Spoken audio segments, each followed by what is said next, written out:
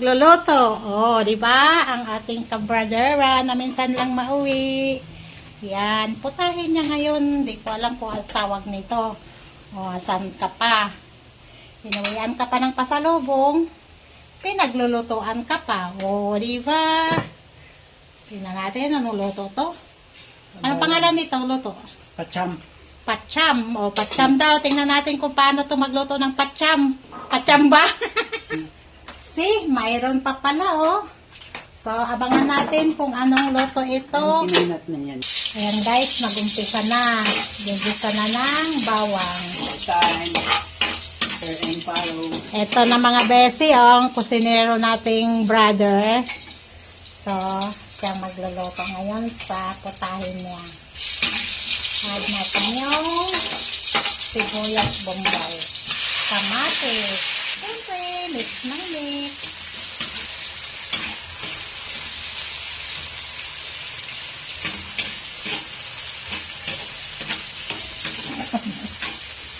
Ba, sarap kaya. Sipin mo, mga seafoods yan. O, ayan na. Nagpa-brown na mga besi. Lagyan na siya ng oyster sauce. Ayan na. Ang inaabangan. Alimango or crab. Next, ang pusit. Wow. Mix na natin. Next. Wow.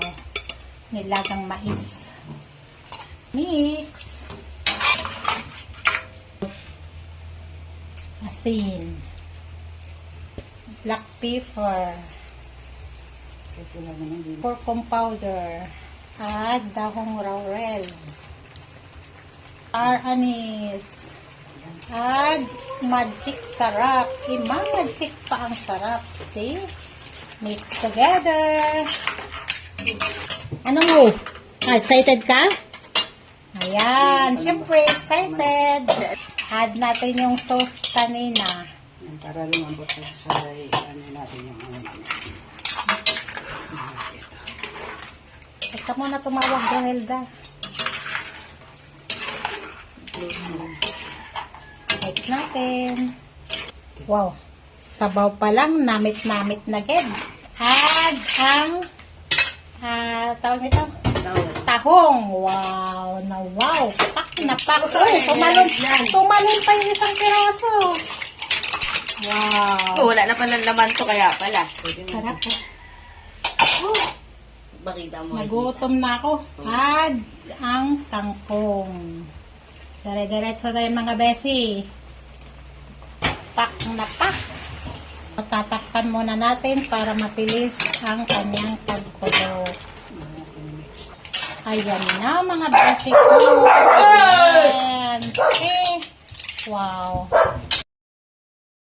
Naluto na yung putahe ng aking brother. Ayan, mga beses. See? Seafood mix. Yan. So, saan ka pa? Dalang ka pa ng pasalubong. Siya pa magluto. O, diba?